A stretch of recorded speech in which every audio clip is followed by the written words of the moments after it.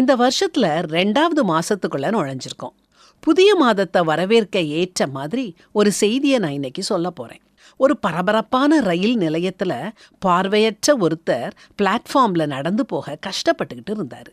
வேலைக்கு போற அவசரத்துல எல்லாரும் வேக வேகமா போயிட்டு இருந்தாங்க.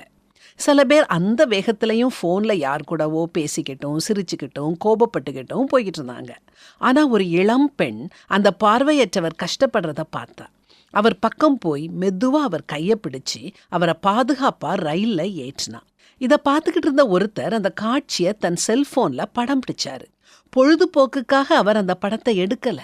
இது போன்ற கருணை கவனிக்கப்பட வேண்டும் அப்படிங்கிற நல்ல எண்ணத்தால அந்த நிகழ்வுக்கு உயிர் கொடுத்தாரு. புதிய மாசத்துல இது போன்ற சம்பவங்கள் புதிய காற்றின் சுவாசமா உணரப்படுது இல்லையா? இந்த மாசத்துல நாம வேண்டாத விஷயங்களை துரத்திக்கிட்டு போகாம இருப்போம். நம் இதயங்கள் முக்கியமானவைகளை நோக்கி மட்டுமே திரும்பட்டும்.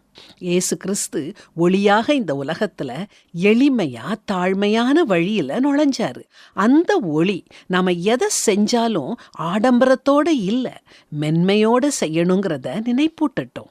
அதே ஒளி அமைதியான சாதாரண தருணங்கள்ல கூட அடுத்தவங்களுக்காக வாழ நம்மை அழைக்குது. இவ்விதமாக மனுஷர் உங்கள் நற்கிரியைகளை கண்டு பரலோகத்தில் இருக்கிற உங்கள் பிதாவை மகிமைப்படுத்தும்படி உங்கள் வெளிச்சம் அவர்கள் முன்பாக பிரகாசிக்க கடவுதுன்னு பரிசுத்த வேதாகமும் நமக்கு அறிவுறுத்துது இல்லையா? நம் வாழ்க்கையில அன்பு, இரக்கம், மனிதநேயம் கொஞ்சம் பிரகாசமா எரியட்டுமே. இந்த மாசத்துல நீங்க பிரகாசமா ஒளிருங்க. உங்க வாழ்க்கையும் அர்த்தமுள்ளதா மாறும்.